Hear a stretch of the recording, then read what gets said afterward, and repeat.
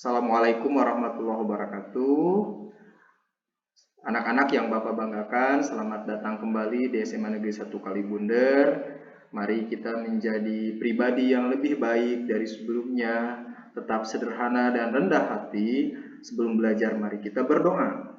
Raditu billahi robba wa bil islami dina wa bi muhammadin nabiyya wa rasulah rabbi zidni ilman warzuqni fahman amin ya Allah ya rabbal alamin. Sebelum dilanjutkan, jangan lupa siapkan alat tulisnya, catat yang pentingnya, catat juga soal dan jawaban karena nanti harus dilaporkan. Pertemuan pada bab ke-1 ini tentang nilai-nilai Pancasila dalam kerangka praktik penyelenggaraan pemerintahan negara. Ada tampilan gambar, silahkan diperhatikan. Ini adalah Bapak Presiden dengan wakilnya beserta para pembantunya sebelum reshuffle ini ya. Masih ada menteri, ini tampilan pada saat pertama dibentuk ketika Pak Presiden terpilih. Pemerintah yang tahun 2019 ya, sampai dengan 2024.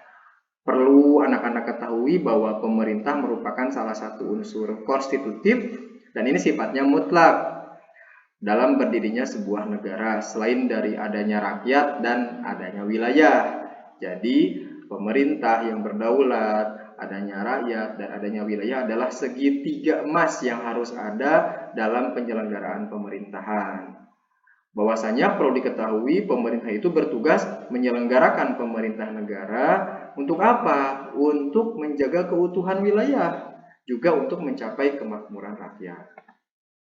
Nah, pemerintah negara kesatuan Republik Indonesia sebagai pemegang kuasaan negara terdiri atas dua tingkatan. Ya, jadi ada dua tingkatan dalam penyelenggaraan kekuasaan di Indonesia. Yang pertama yaitu adanya pemerintah pusat, yang kedua yaitu pemerintah daerah.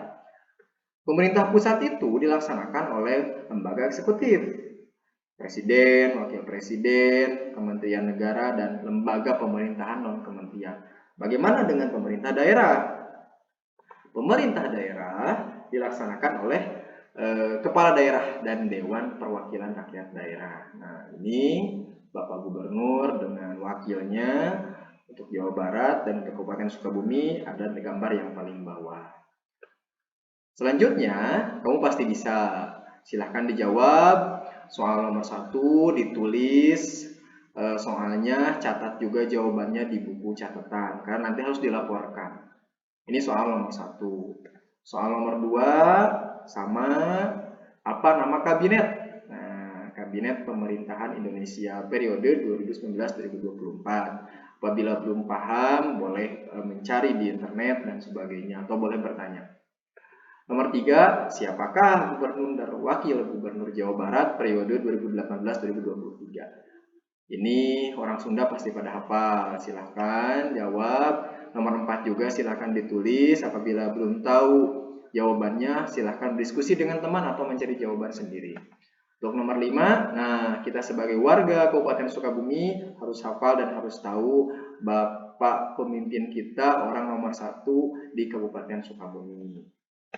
Selanjutnya, bab 1 ini ada beberapa bahasan. Bahasan pertama tentang sistem pembagian kekuasaan negara Republik Indonesia. Perlu saya sampaikan bahwa kekuasaan dapat diartikan sebagai kemampuan seseorang untuk mempengaruhi orang lain supaya tindakan-tindakan yang dikehendaki atau diperintahkannya, dapat melakukan tindakan-tindakan yang dikehendaki atau diperintahkannya. Contoh, misalkan kamu sedang asik nonton TV, udah larut malam, ibu kamu datang, matikan TV-nya, silakan masuk kamar tidur, misalnya. Dan kamu matikan TV, lalu kamu masuk kamar. Nah, seolah-olah di sana menunjukkan bahwa ibu kamu punya kuasa terhadap kamu. Ibu kamu punya kekuasaan di rumah mengatur jalannya keharmonisan, ketertiban di dalam rumah seperti itu. Dan kamu harus nurut seperti itu. Ini bagian daripada kekuasaan. Kalau di rumah, di sekolah pun sama ada, di pemerintahan apalagi. Nah, sistem pembagian kekuasaan negara Republik Indonesia, nanti kita akan membahas apa aja di dalamnya. Pertama, ada macam-macam kekuasaan. Yang kedua, ada konsep pembagian kekuasaan di Indonesia. Kita mari bahas untuk yang pertama dulu, macam-macam kekuasaan. Macam-macam kekuasaan menurut Montesquieu biasa disebut dengan trias politika. Ada kekuasaan legislatif, kekuasaan eksekutif, dan kekuasaan yudikatif. Kekuasaan legislatif itu maksudnya penguasa yang membuat undang-undang. Mereka membuat atau membentuk undang-undang. Lalu undang-undang itu dilaksanakan oleh siapa? Oleh eksekutif. Nah, undang-undang yang telah dibuat, undang-undang yang dilaksanakan, diaplikasikan dalam kehidupan sehari-hari itu harus dipertahankan. Kalau baik, maslahat untuk masyarakat. Juga selain harus dipertahankan, juga pelaksanaannya harus diawasi supaya tidak ada pelanggaran-pelanggaran. Siapa yang mengawasi dan mempertahankan? Yaitu kekuasaan yudikatif, badan yudikatif. Ya, jadi ada 3 macam-macam kekuasaan menurut Montesquieu yang disebut dengan trias politika, legislatif, eksekutif, dan yudikatif. Pertanyaannya adalah, untuk nomor 6, silakan dicatat, bagaimana pendapatmu apabila dari 3 macam kekuasaan tadi hanya ada 2? Jadi nggak ada 3, contoh misalkan ada pembuat undang-undang, ada pelaksana undang-undang, tapi nggak ada pengawasnya. Nggak ada yang menghakimi pelanggaran-pelanggaran misalkan. Nah, nanti bagaimana dampak dari hanya 2 kekuasaan tersebut? Seperti itu. Silakan dicatat, kamu juga boleh cari jawabannya di internet. Selanjutnya, setelah tadi macam-macam kekuasaan, kita sekarang bahas konsep pembagian kekuasaan di Indonesia. Konsep pembagian kekuasaan terbagi menjadi 2, yaitu secara horizontal dan secara vertikal. Secara horizontal berdasarkan fungsi lembaga-lembaga tertentu, kalau vertikal berdasarkan tingkatannya. Pembagian kekuasaan secara horizontal ini mengacu pada amandemen Undang-Undang 1945. Karena awalnya menurut Montesquieu kita kan sudah tahu cuma ada 3 macam. Nah, menurut amandemen yang ada di Indonesia ada jadi 6. Ada 6. Yang pertama kekuasaan konstitutif, yang kedua kekuasaan eksekutif, yang ketiga kekuasaan legislatif, yang keempat kekuasaan yudikatif, yang kelima kekuasaan eksaminatif atau inspektif, dan yang keenam adalah kekuasaan moneter. Dari keenam kekuasaan ini ada dasar hukumnya. Contoh yang nomor 1, kekuasaan kekuasaan konstitutif. Ini dasar hukumnya yaitu pasal 3 ayat 1 Undang-Undang Dasar Negara Republik Indonesia tahun 1945. 2, 3, 4, 5, 6 pun ada dasar hukumnya mengapa mereka menjadi kekuasaan-kekuasaan tertentu seperti itu. Ada kekuasaan-kekuasaan tertentu. Nah, pertanyaan ke-7, siapakah orang yang ada di samping?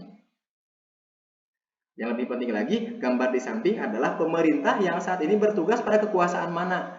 Misalkan si ibu ini itu ibu siapa? Dia tugasnya di kekuasaan mana? Kan tadi ada 6, 1, 2, 3, 4, 5, 6. Konstitutif, eksekutif, sampai dengan moneter. Nah, si ibu ini tugasnya di mana sekarang?